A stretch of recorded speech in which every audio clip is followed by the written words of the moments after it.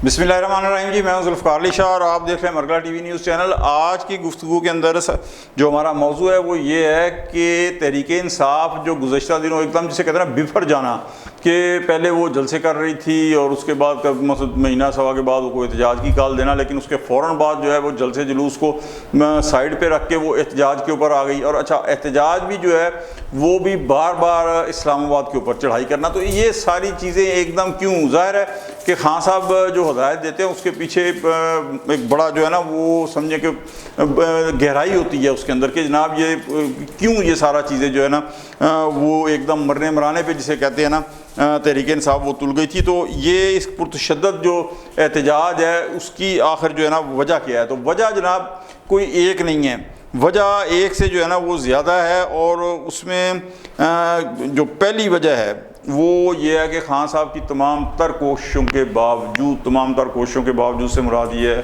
कि आपको याद है कि खान साहब ने की हदायत के ऊपर तहरीक इंसाफ ने IMF को ख़त भी लिखा कि पाकिस्तान को कर्ज़ पैकेज ना दिया जाए। और उसके बाद अमेरिका के अंदर वाशिंगटन जो हेड ऑफिस है IMF का, वहाँ भी तहरीक इंसाफ के जो कारकुन हैं उन्होंने वहाँ पे एजिटेशन किया था, लेकिन इसके बावजूद $7 अरब का जो पैकेज है वो मंजूर हो गया और पाकिस्तान को जो है उसके फौरी बाद $1 अरब 2 करोड़ की जो है वो किस्त भी मिल गई। अब ये किस्त मिल गई, इसका मतलब पाकिस्तान डिफ़ॉल्ट होने से बच गया।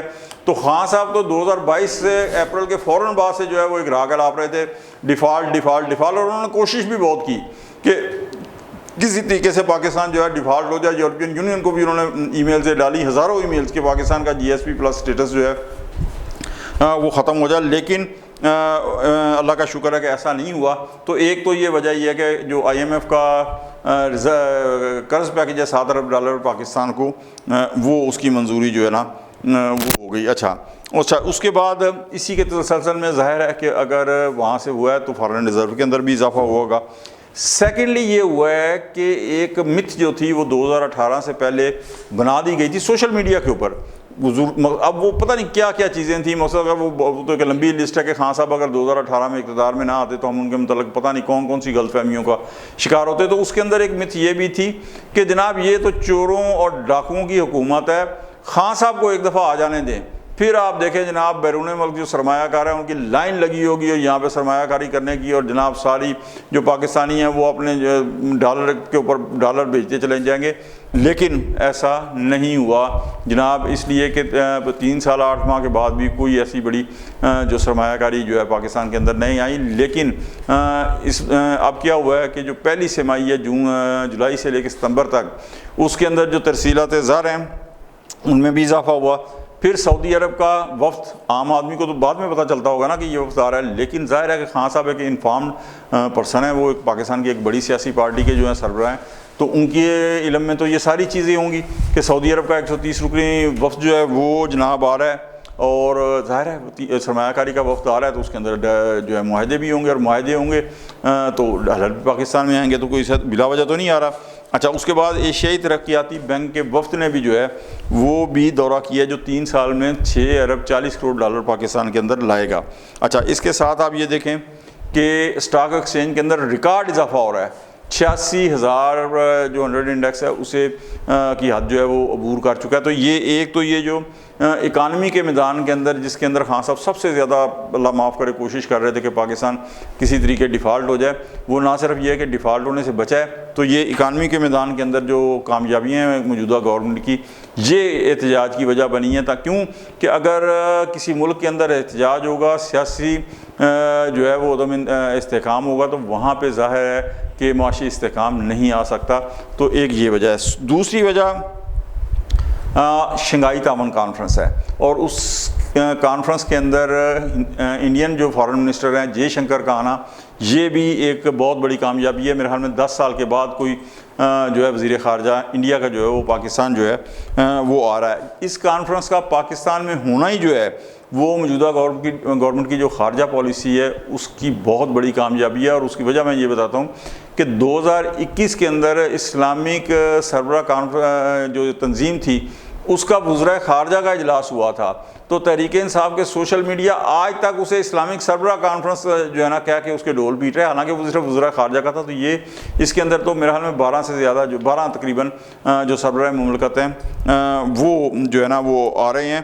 तो ये एक इस्लामाबाद के अंदर इसकी ये कॉन्फ्रेंस होना, ये पाकिस्तान ख़ारजा पॉलिसी की बड़ी कामयाबी है। और इससे ही जो है ना जो हमें थोड़ा सा इख्तलाफ है ना तहरीक इंसाफ की पॉलिसी से, वो ये है कि आप एहतजाज मौखर कर देते। आपको याद है मौलाना फजलुर रहमान साहब ने क्या गवर्नमेंट को कहा था कि गवर्नमेंट जो है वो अपनी आइनी तरामीम का जो पैकेज है वो शंघाई ताउन कॉन्फ्रेंस के बाद तक मौखर करे और तहरीक इंसाफ जो है अपना एहतजाज मौखर कर दे।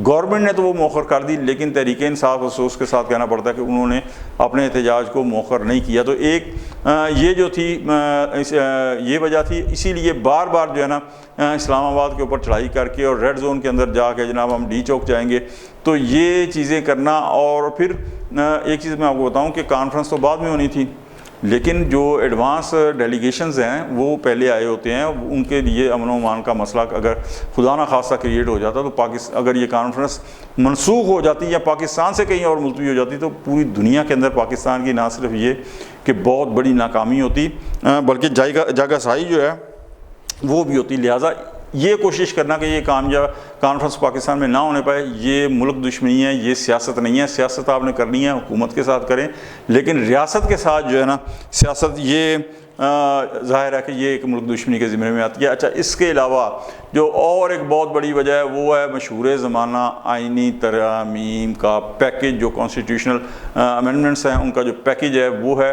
क्योंकि उसके बाद खान साहब को बिल्कुल किसी ने कहा था कि पायन जनाब चेयरमैन अगर ये तरामीम हो जाती है तो कहानी मुक जानी चाहिए, कहानी बिल्कुल वाकई ख़त्म हो जानी है। इसलिए कि जो धड़ाधड़ ज़मानतें मिलती हैं, जो गानी जिस तरह बिलावल ने कहा है ना, बिल्कुल सही कहा है कि अगर 25 तारीख से पहले हो जाती है तो ज़ाहिर है अगर फाइज़ ईसा साहब चीफ जस्टिस हैं तो उनके दौर के अंदर वो अगर उस अमेंडमेंट के ख़िलाफ़ कोई पटिशन दायर होती है तो वो उसे नहीं सुनेंगे। लेकिन बाद में होती है तो उस पटिशन को ना सिर्फ ये कि सुनने का इम्कान है, बल्कि ऐन मुमकिन है कि सुप्रीम कोर्ट जो है उसे नील एंड वाइट करार दे दे। लेकिन ज़ाहिर है कि बड़ा मुश्किल होगा, क्योंकि वो पटिशन सुनने तक जो है वो आइनी अदालत कायम हो चुकी होगी। लेकिन अब यहाँ ये भी एक अजूबा नज़र आ रहा है कि जनाब सुप्रीम कोर्ट के अंदर ये सोचा जा रहा है कि रिट पटिशन दायर कर दी जाए कि जो पार्लियामेंट आइनी तरामीम करना चाह रही है उन्हें रोका जाए। मुमकिन ही नहीं है कि सुप्रीम कोर्ट ये जो है वो डायरेक्शन दे पार्लियामेंट को कि जी आप ये आइनी तरामीम ना करें, ऐसा है ही नहीं और ना ऐसा जो है वो हो सकता है। ठीक है जी, आखिर में मैं सिर्फ ये इतना कहना चाहूँगा कि शंघाई ताउन कॉन्फ्रेंस तो चंद दिन बाद होगी, लेकिन इससे पहले जिस तरह मैंने कहा कि एडवांस डेलीगेशंस जो हैं वो आ चुके हैं। तो एक तो एहतजाज मौखर करना जो है वो तहरीक इंसाफ को चाहिए था। और अब जो ख़बरें आ रही हैं कि जिस तरह जो खैबर पख्तूनख्वा के जो वज़ीर आला हैं अली अमीन गंडापुर साहब, मोहसन नकवी साहब और फैसल करीम कुंडी जो गवर्नर खैबर पख्तूनख्वा है, वो तीनों मिल बैठ के उन्होंने प्रेस कॉन्फ्रेंस की है। ये मेरे ख़्याल में इतनी बड़ी पेशरफ्त है, प्रोग्रेस है और ये पॉजिटिव जिसे कहते हैं ना मुल्क और कौम के मुफाद में, कि अली अमीन गंडापुर साहब ने भी कहा है कि जनाब आखिरकार बातचीत के ज़रिए जो है वो मसाइल हल होते हैं। तो इस तरीके से ये एक मुल्क दोस्ती भी है और मुल्क और कौम के मुफाद में भी यही है कि अगर आपको कोई मसला है, पार्लियामेंट मौजूद है, पार्लियामेंट के अंदर उसको डिस्कस करें जाके।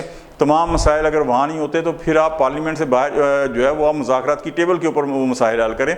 वो भी नहीं होते तो उसके बाद जाके कहीं एहतजाज का मरहला तो उसके बाद आता है। और अगर एहतजाज करना ही है तो पूरे मुल्क में करें, सिर्फ इस्लामाबाद या डी चौक जो है ना या रेड जोन नहीं रह गया, तो पूरे मुल्क के अंदर एहतजाज करें, पुरअमन एहतजाज करें, अपना एहतजाज रिकॉर्ड करवाएं।